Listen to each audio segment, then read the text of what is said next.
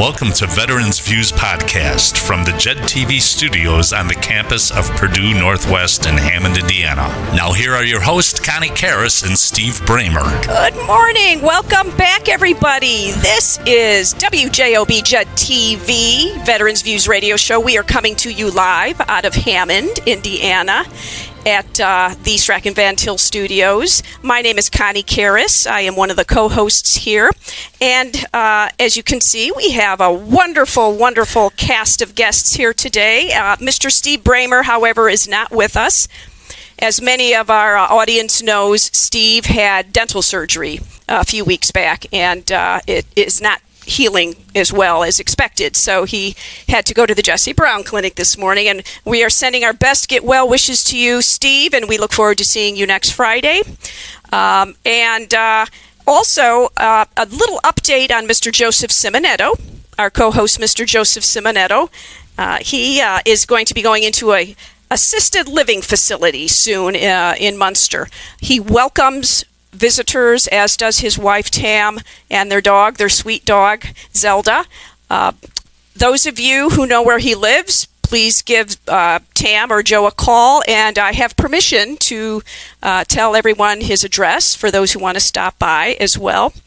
1318 Elliott, ELLIOTT Drive. That's 1318 Elliott Drive, Munster. So, Mr. Simonetto, Joseph, our dear friend, our United States Air Force Vietnam War veteran, we are keeping you and your family in our thoughts and prayers. And also, one of the co-hosts from way on back, Mr. Pat O'Donnell, took a nasty spill and is recuperating from that. So we are wishing you well, sir, as well, and hope to have you on the show again, possibly as a co-host. So to those gentlemen, both Vietnam War veterans, welcome home. We have such a wonderful show. I can't wait to get to this, but I do want to say that, as also much of our audience knows, we are no longer live streaming on the official WJOB JED TV Facebook page due to recent changes in Facebook meta policy. So we have created a new Facebook page from which this show will live stream. It's called WJOB. There's no JED TV in there anymore. It's WJOB Veterans Views Radio Show. Okay, go ahead and like and follow that page. Just search for it on social media. The page will come right up. It is actually, the profile picture is this logo right here behind. There you go. Yes, yes. Okay. They can see it. I should have looked in the camera there. You're not covering it.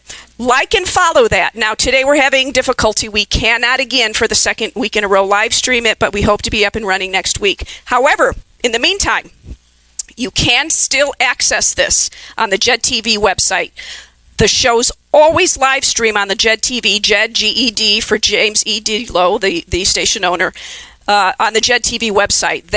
Go here, www.jedtv.com/veterans-views.html. Hank, Tom, Mary, Lou. So again, that's www.jedtv.com/veterans-views.html. You can be watching it right now. You can't comment like you do on Facebook. You can't live comment with us and interact with us, but you can watch it. But in the meantime, we're always on 104.7 FM and 12:30 AM on your radio dial. So for those of you who are tuning into on the radio dial, a most wonderful morning on this beautiful spring morning to everyone. And, we have a new podcast here at the radio show. We have already actually recorded 12 of them. Seven of them are already on the JED TV website. That's where you can go for them. And they drop every Tuesday morning at 9 o'clock in the morning. And be sure to check those out. The way to go to those is www.jedtv.com/audio.html.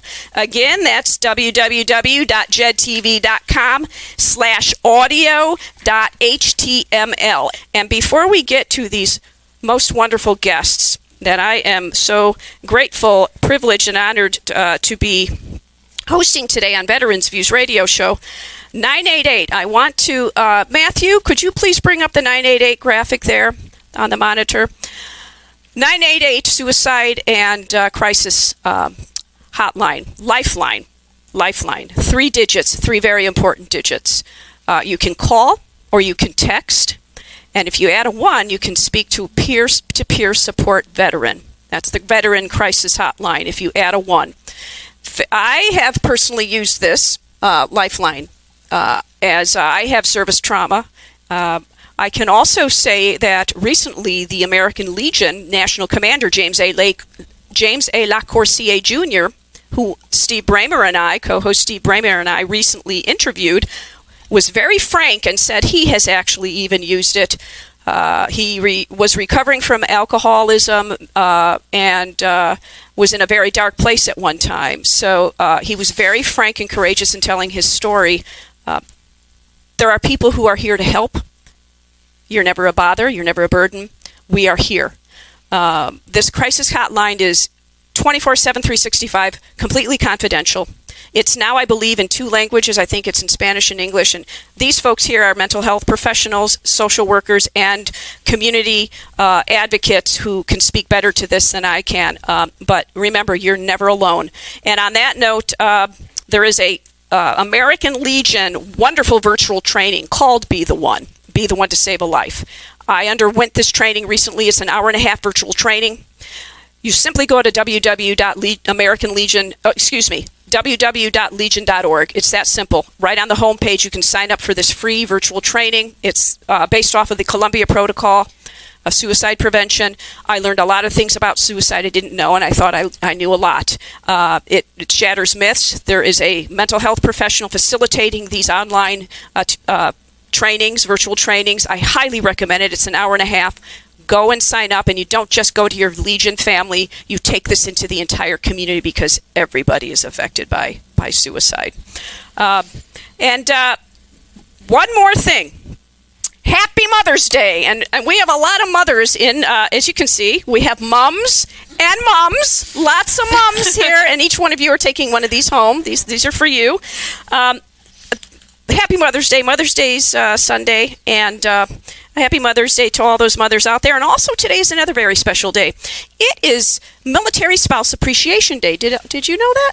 It's Military Spouse Appreciation Day. And for those that applies to here, I'm wishing you a very happy Military Spouse Appreciation Day. And a special shout out to our co-host, Robert Rocky Rockwell, who was on a TAD, a temporary active duty in the Middle East as a part of Operation Inherent Resolve. And he'll be coming back in September. His wife, Amber, and their children, we are keeping you in our thoughts and prayers. And Amber almost came today just to say hello, but I think she'll be on the show next week.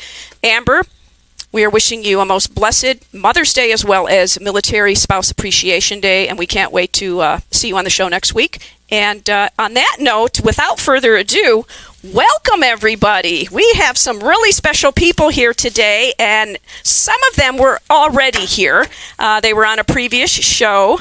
I'm just going to go and very quickly just say your names and then have each one of you introduce yourselves. We have Erica Rios-Corbin here. How are you? It's great to see you. You were too. On the show with your daughter, Avery, I remember, of several months ago.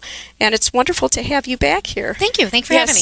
Natalie Kasperger, I am so pleased to meet you finally. It's wonderful to have you here. And then after I introduce everybody, I'll tell you what the special significance of all of them is.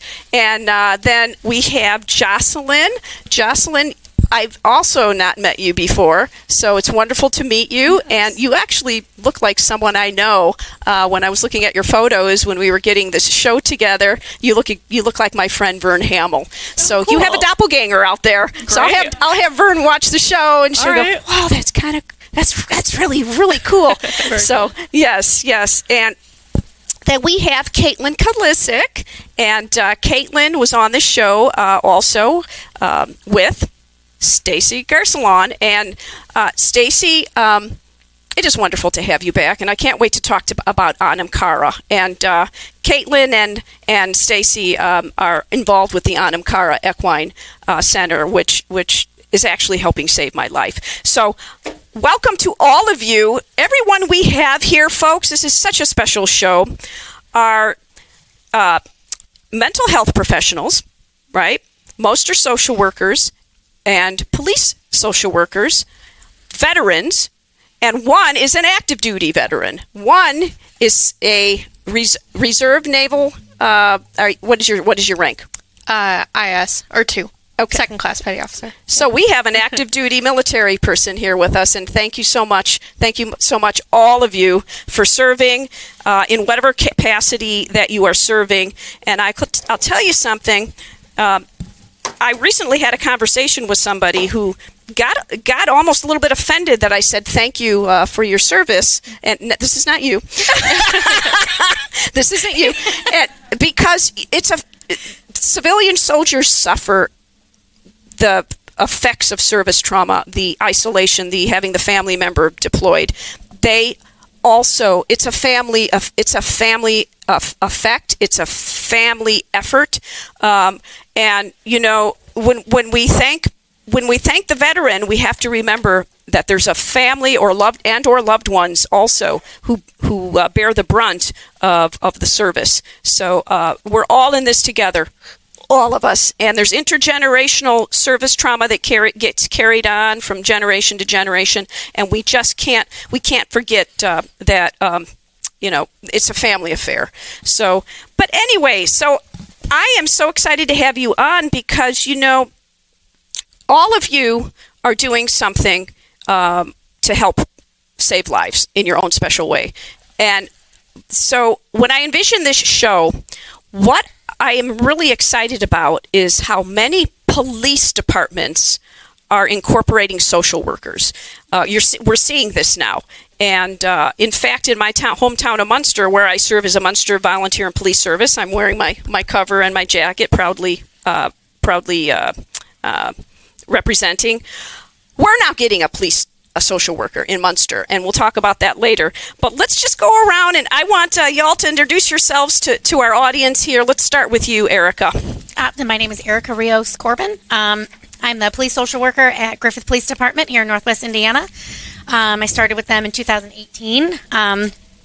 I'm also contracted with our school, so it's a little bit unique in that I get to work with folks who are police involved or justice involved, but also have families. So it's a really nice marriage and overlap of helping families in ways that maybe the school couldn't individually do or the police department couldn't do. We try to tie a lot of that together for prevention purposes. So. And I have to say, before we go on to you, Natalie, Erica, thank you. Erica was instrumental in helping Munster Police Department get a social worker who I believe is going to be starting next week. I think so, yeah. Yes. We're so excited. Without your knowledge and tenacity and persistence in helping to bring that about, I don't know if we would have had one coming into the department as quickly as we have. So I thank you for that very much. Yes. Natalie? My name is Natalie Kasperger. I work for Valparaiso Police Department. I've been there. Next month it'll be 2 years. So I'm the second social worker that Valpo has had. I found the position or kind of came into this work when I was a senior in college. My senior project was working with a team of other seniors to create the police social work position. I found that on your LinkedIn profile. Yes. Yeah. We can talk about that later. Yeah. So all sorts of cool stuff that I went to Valparaiso University, so I was kind of already connected to the community, did a lot with community corrections at that time. Then graduated, went to the Navy for training for a year, came home, did some other types of social work, and then the position opened up. So happy to be with the department, and now we have 2 social workers that are at the Sheriff's Department that I work pretty closely with, and work closely with a lot of organizations in the community, just kind of as social services in Porter County evolve, the position evolves with it as our department evolves, working with them too. Wonderful. Yeah. Wonderful. Jocelyn Colburn. Yes. So I'm Jocelyn. I am the police social worker for Michigan City Police Department. I've been there for about 2 years. So I started in May of 2023. So, yeah. Anything else you want to tell us about yourself? No, not yet, but I'm going to jump in and say I saw her chief yesterday, and he could not sing her praises enough. We wish we had 2 Jocelyn's. We love her so much. We're so grateful to have her. So she didn't know that was coming, but now you know. So they love you. Yes, thank you. Won an award right out of the gate, like when she was there. So she's not going to talk about herself, but she really is amazing, and I'm lucky because she's my right hand, and we do all this social work stuff together in LaPorte County, which is I couldn't do half the stuff I do if I didn't have her to help me. Yeah. So. Thanks, buddy. We're going to wax poetic about you. And I have to say, you're clearly a very humble person, because you sent me a bio this long. I know. That was it. Yeah. That's the shortest bio I have. So, yeah. So, you walk with a humble gait, I must say. So I'm just gonna read your bio for you. Oh, okay. gosh. Okay. All right. So you provide vital support to the officers in the community. You work to strengthen the connection between law enforcement and social services. You're also a dedicated member of both the Michigan City PD Peer Support Team and the LaPorte County Peer Support Team, offering mental health and wellness support to fellow first responders. Yeah. We can talk more about what that peer support is. And you also actively serve on several committees and task forces. Of course, you didn't name them, across LaPorte County, focusing on improving services for the community and empowering local youth. And I know that there was a bike program that got canceled, right? Yes. Yeah. Is anything planned in its place? Or? Yes, and so Caitlin and I were kind of working it out. I'm going to shadow or model her bike program. You already did it, didn't you? Yeah, we just did it last weekend. Okay. Yeah, so I'm going to model hers. I just didn't have enough sign-ups, so I wanted about 15 girls, and I only had 1 girl sign up. So I have to tweak the program a little bit, but hopefully it'll be a success. That's how it is sometimes with first-time programs. It takes things a while to get off the up and running. So, well, welcome. So wonderful to have you Thanks here. for having me. Caitlin? I'm Caitlin Kalisic. I am the police social worker for the LaPorte Police Department. I'm a Marine Corps veteran. Hoorah. Rah. What else? Yeah, that's what I do. I do police. I just opened private practice in March. So I have a business called Resiliency Recovered. My focus is actually first responders, but really just people who have, trauma.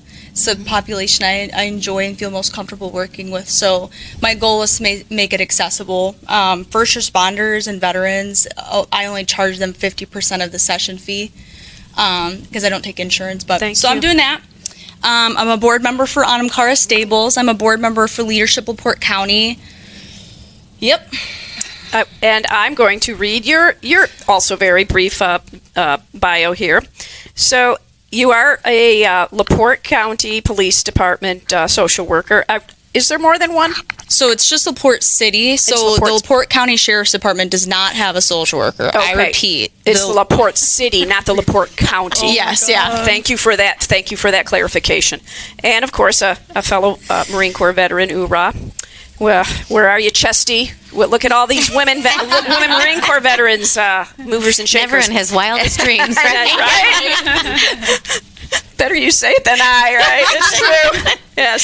So you're also the founder of Resiliency Recovered, LLC, right, where you provide therapy, training, and consulting services focused on mental health, leadership, and organizational wellness. Is that your new practice? Or is that something else? That's my new practice. Okay. I'm doing workshopping and consulting as well. I'm just focusing on therapy right now. I see. Okay. So in addition to your clinical and consulting work, you serve as you said, a board member of Anamkara Counseling. Can't wait to talk about Anamkara as well. And Leadership LaPorte County, where you further your commitment to building stronger, healthier communities. You're known for your direct communication. I can attest to that. Fierce advocacy can also attest to that. And ability to bridge the gap between field experience and leadership strategy. And didn't you go through, I remember when you were on the show, I think it was at the beginning of the year or sometime, maybe January, February, you went through some type of FBI training? Yeah, so I didn't go. Erica you just graduated from negotiation training not that long ago too, right? I did. Where did you go? So I went to, they held it in Valparaiso. That's right. Yeah, so they put it on for Northwest Indiana SWAT, was part of it as well. But right. they offered it to police departments, and I begged a little because I really wanted to just be part of that. Not It's super just the cool. training. It's The training's awesome. I will say, amazing. I tell people so I went through a different company, crisis management. I traveled to Missouri and did it last year sometime. So I'm also like certified as a crisis and hostage negotiator too. But the training is really cool for mental health professionals, I think, because it's interesting to watch cops teach about mental health. And especially when we got to the section about teaching like personality disorders and different things that will come about, it's interesting to see how they see it, because in a regular clinic, like a clinical world, you don't come across antisocial personality disorder as much because they're typically not getting help unless they're forced to. Whereas our law enforcement agencies, they're coming across people with antisocial personality quite often because there's that like defiance with an authority figure type deal. And so it's just interesting to get that training through. But yes, I went through negotiation training last year, and I serve as I'm on our emergency response team, which is our SWAT team. I'm one of their negotiators. Have you used those skills? Yeah, I've done it a couple times now. Yeah. Oh, thank you. Yeah. Oh. And last, but certainly not least, Stacy Garcelon, how are you? Welcome back to the show. Well. Thank you so much. So my name's Stacy Garcelon. I'm the Executive Director of Anamkara Counseling, where we provide mental health counseling for individuals, families, and groups, and we also incorporate horses as part of the treatment team. So I can talk for hours and hours about what horses bring to the process, which is just amazing. But I will save that for another time. What we also do is I'm also on the Northwest Indiana Veterans Suicide Prevention Coalition. So you're the elected chairperson, yes, actually, aren't you? Yes, I am. So we span across 5 counties, and so anyone that wants to help end veteran suicide across Northwest Indiana is welcome to join our coalition. We share resources, we share ideas, we share what's working, and it's just a phenomenal coalition. So I can't praise them enough. And then at Anamkara, we do have, once a month, we have Heroes Club. And Heroes Club is an opportunity. It's not counseling. It's not therapy. What it is, it's an opportunity for veterans and their families and first responders and their families to come and horse around and connect with one another and hang out with the horses. So we feed them and we just have a good time. So that's what we do at Anamkara a little bit. Matthew, will you please put the Anamkara graphic up there? I can't sing praises enough about this Heroes Club. I've gone 3 times now, and it's for veterans, first responders, Gold Star parents, Blue Star, everything, connected community. It's your battle buddies, but it's being healed without riding the horses, I might add. Yes. I want to mention that, too, because that may dissuade people who have mobility issues and accessibility issues. We don't have to get on top of these horses. They heal us. And I remember the first time that I went there to the Heroes Club, I didn't even know what, I just had to take it all in, because these beings take us in. As you were telling me on the first time you came on the show, horses have, I think, between 5 and 8 times the size of the heart of a 5 human, times. right? Yep. And therefore their electromagnetic field emanates at 25 least feet. 25 feet out Right. from their bodies, right? So long before we probably even notice them, they feel us, and they can gauge how we feel, anything. And they did. And I remember that first day, and I was having a really difficult time. I really need this Heroes Club. It helps center me.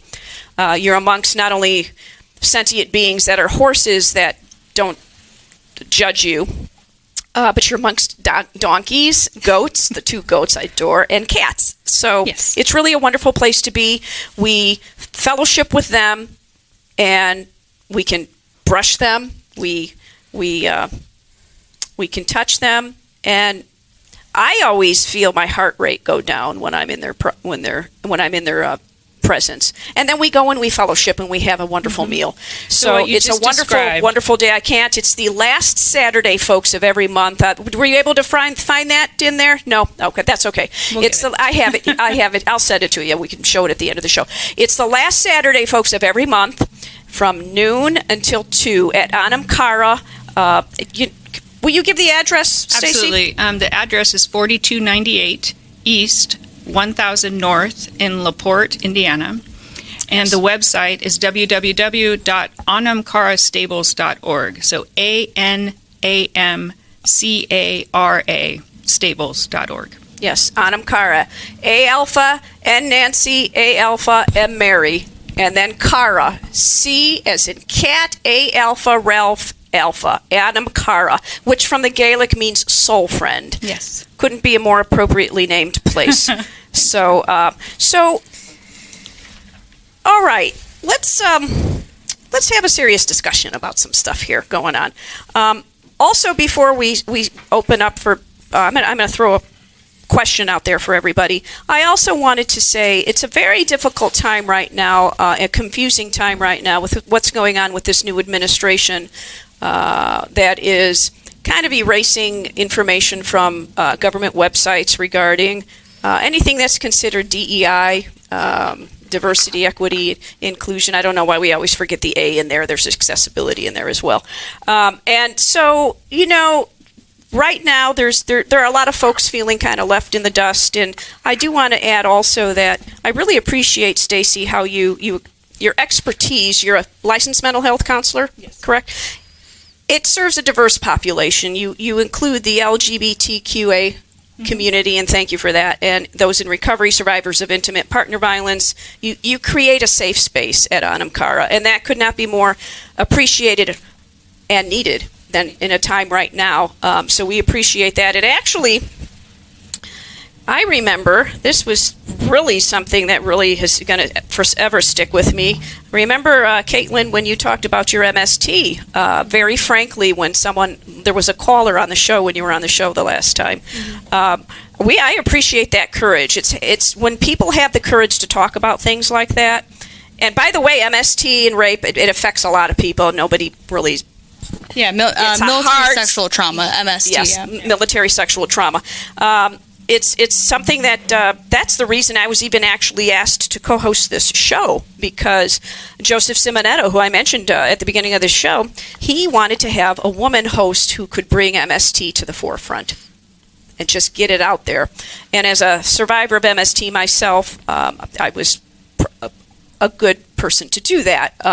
And I've been trying to do that with the shows.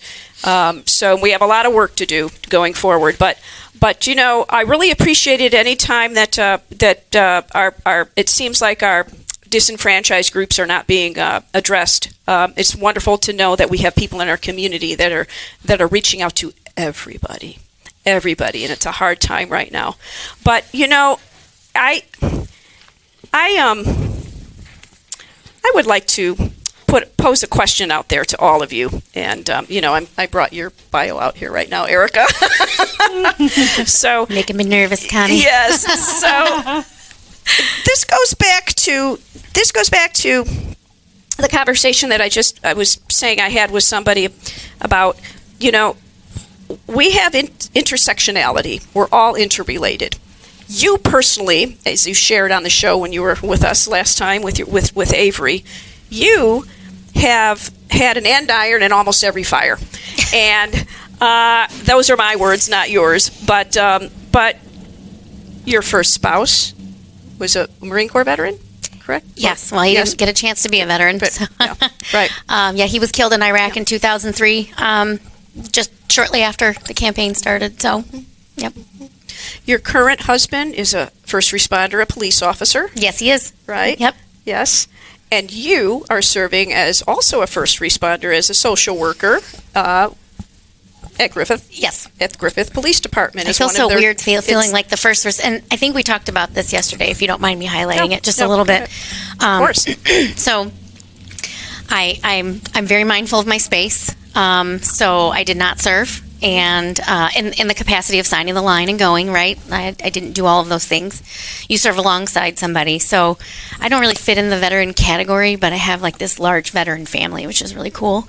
All these years, 22 years later, they still, if it's not once a year, it's multiple times a year, from the inappropriate gallows humor jokes to the, hey man, I need somebody to talk to kind of things. And I love that. And it fills my soul, right? I'm still part of their life.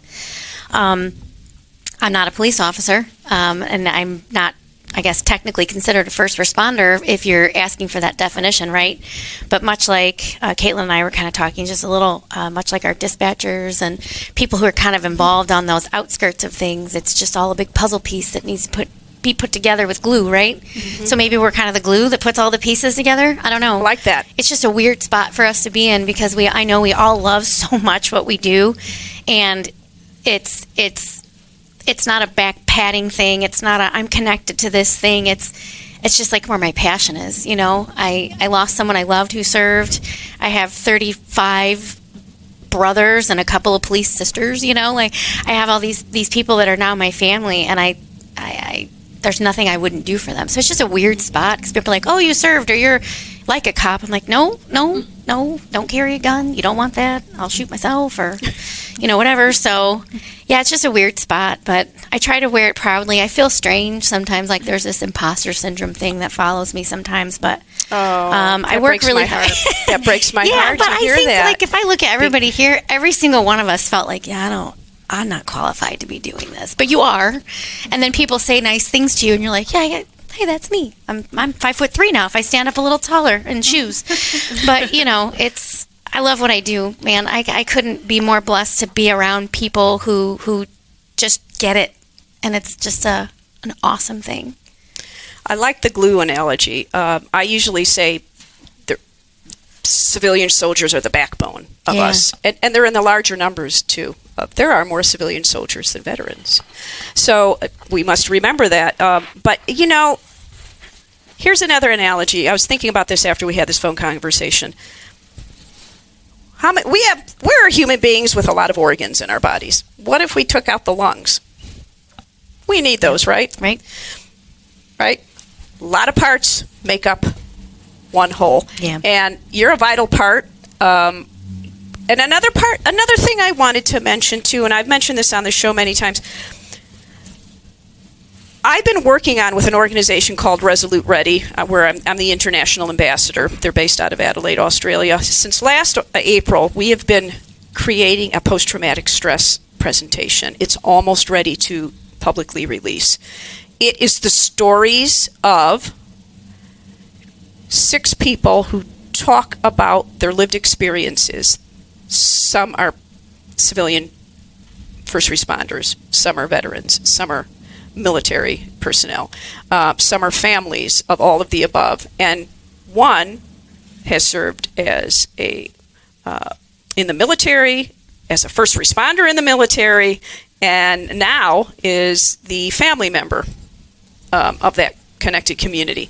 So here's the common thread, and I want this is, if I had one thing that I would like to educate people about in my life, is there may be different causes of trauma, right? The symptoms are the same. And in this presentation, we're using 26 seconds from a 60 Minutes episode from 13 years ago called The War Within by Scott Pelley. It was produced by Ashley Valley, and it was Scott Pelley of 60 Minutes, and who's still very active. And what was so remarkable about that War Within piece years ago, it was groundbreaking. It used 2 therapy modules designed for rape and physical assault victims, and it was being used to treat male combat veterans, right? Male combat veterans. And the results were astonishing. Those therapy models helped those combat veterans with great success, and it wasn't designed for male combat veterans. So Kevin Reeder, the director of that program, it was a Little Rock, Arkansas VA, said when he was interviewed by Scott Pelley, and this is the information we're including in this presentation, Scott Pelley asked Dr. Reeder, well, what are the differences? What are the differences in trauma? And he said, well, nothing. The causes are different, the sources are different, but it's exactly the same. All the symptoms are the same. Knowing that, we all need to come together and help heal. We're all the same. We're all the same. Whatever your lived experience is, you can be helped.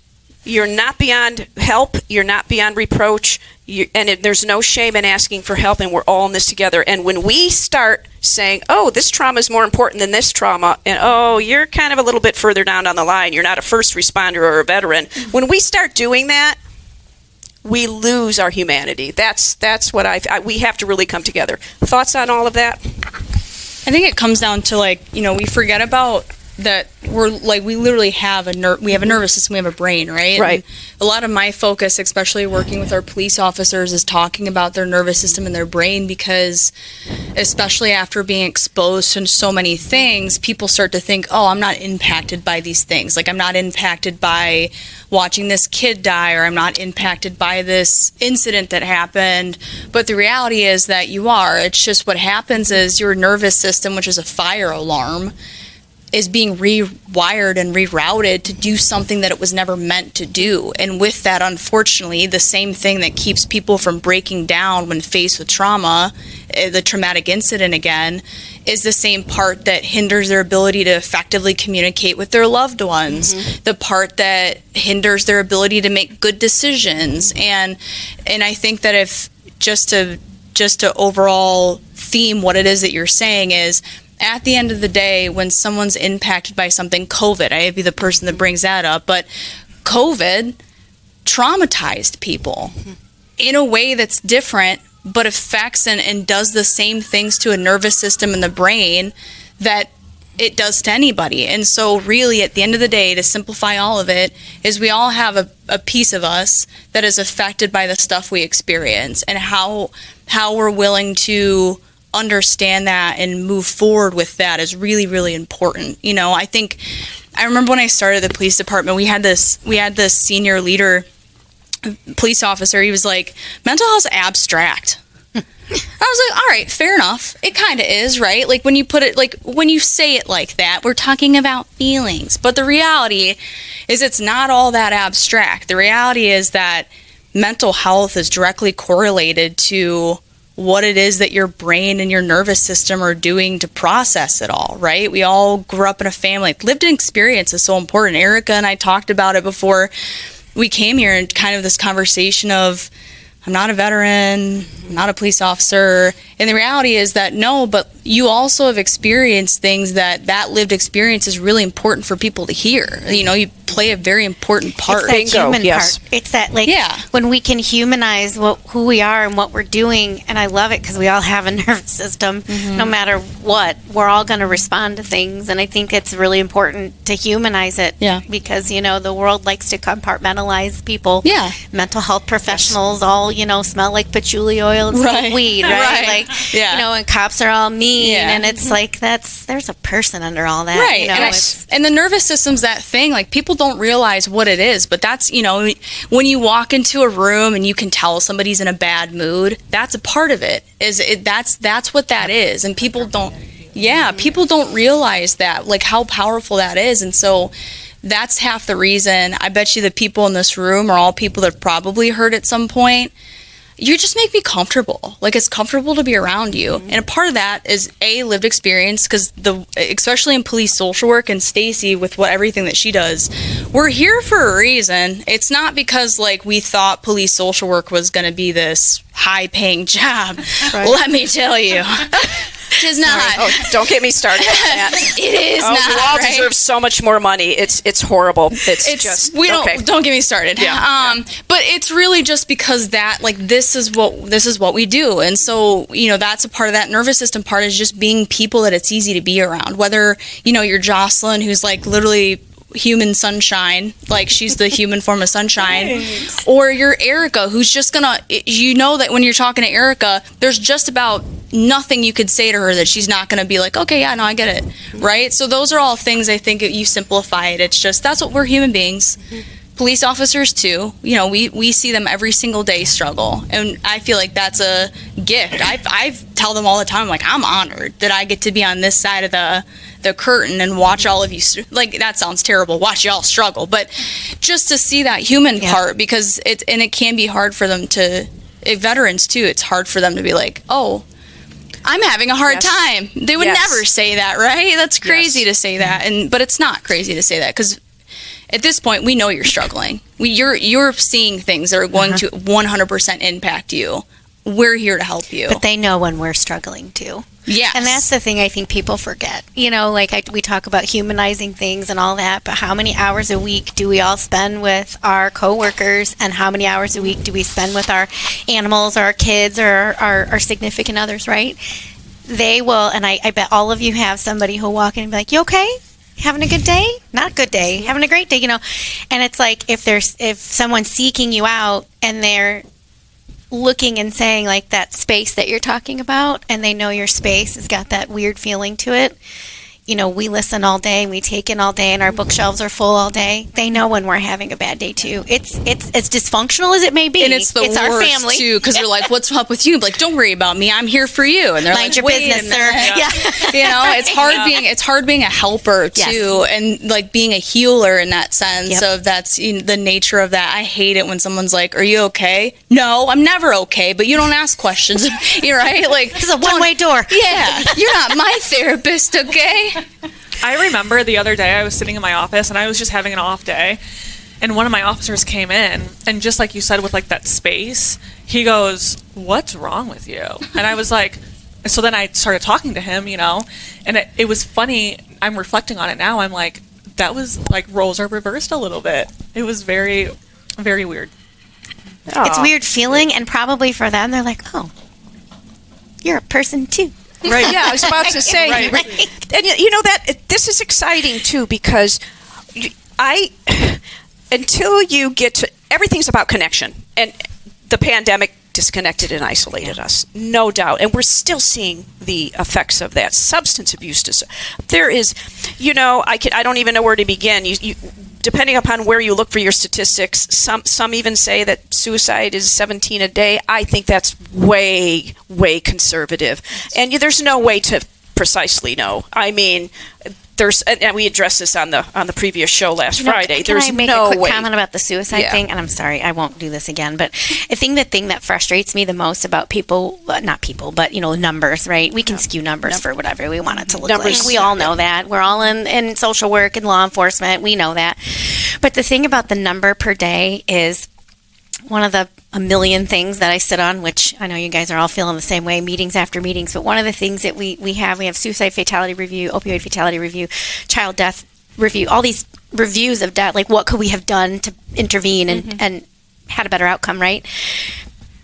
It depends on how the death is coded, right? It takes a lot for a suicide to be marked a suicide, and there are a lot of reasons for that. Some are cultural, some are litigious. We live in a litigious world, so there's a lot of pressure on our physicians and our coroner to do what's expected of them, which is their job. But again, I did not realize until I started doing that to call something a suicide, there are some very specific pieces of information you have to have. So although we all know that's probably what something is, it's marked as this, or this is your cause of death. So those numbers, to me, although alarming, you should be more alarmed at knowing that, I'm not going to give a percentage, but there's a lot higher. Right. Right. I mean, do you feel that? Oh, yeah, absolutely. And it's like a disservice almost, right? But when we talk about PTSD too, that's the exact same thing. Is I gave a class. I'll say this quickly. We had a promotional school, and I put together all the officers can go through it. It helps them take their test so they can score better and do better for promotion. And I taught a class on an officer's brain and kind of talked to them about some of the things they experienced. And one of the things in there, I found the statistic, and it was really low for law enforcement officers that have symptoms, which, first responders are probably more likely to have complex post-traumatic stress disorder because of the continuous exposure. Not to even include the fact that they probably have childhood and life before being a first responder that might be a part of that. And so when I think the number was like 40%, and I was like, no, it's only 40% because those are the ones that probably in some way, shape, or form had to have that evaluation. When I sat in that room with them, I was like, most of you are probably going to be affected by the symptoms of something like complex PTSD at some point, whether it's the sleep, it's the high blood pressure. When I was like, how many of you have high blood pressure and you're under the age of like 60? And I was like, that's not normal. Like, we need to understand it's not normal. So I think statistics for everything are so skewed. I'm not somebody that really brings statistics anymore, because at the end of the day, there's probably a lot more. There's people that aren't diagnosed and will never be diagnosed with things. Plus, why do we always slapping labels on things?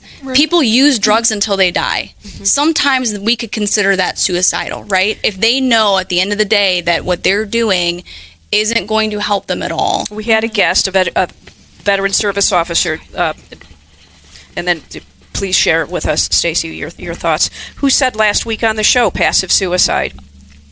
We think it's this one, I'm going to write a note, and boom, that's one single act. I once had a therapist, two things really. I once had a therapist say to me that anyone that is smoking cigarettes at some level wants to die. And I was like, no way, but we all know what cigarettes do, right? So that's one thing. But back to the statistics. The latest statistics that I read somewhere said 6 out of 10 people have PTSD, have experienced trauma. Not PTSD, have experienced trauma. And I know that's a flat out lie. It's underreported because most of the people I see don't know that they've had trauma. It's their norm. Yeah. And then when they do realize it's trauma, they dismiss it with, well, I don't have it as bad as so-and-so. I don't have it as bad as so-and-so. And it was like, well, but trauma is trauma. Pain is pain. This is not a competition. And what might be traumatic for me might not be traumatic for Caitlin based on protective factors that one of us had growing up and one of us didn't have growing up. So pain is pain. If you're in pain, reach out. You don't have to be, Right. And it's not a competition and it's not a sign of weakness. We all have experienced pain.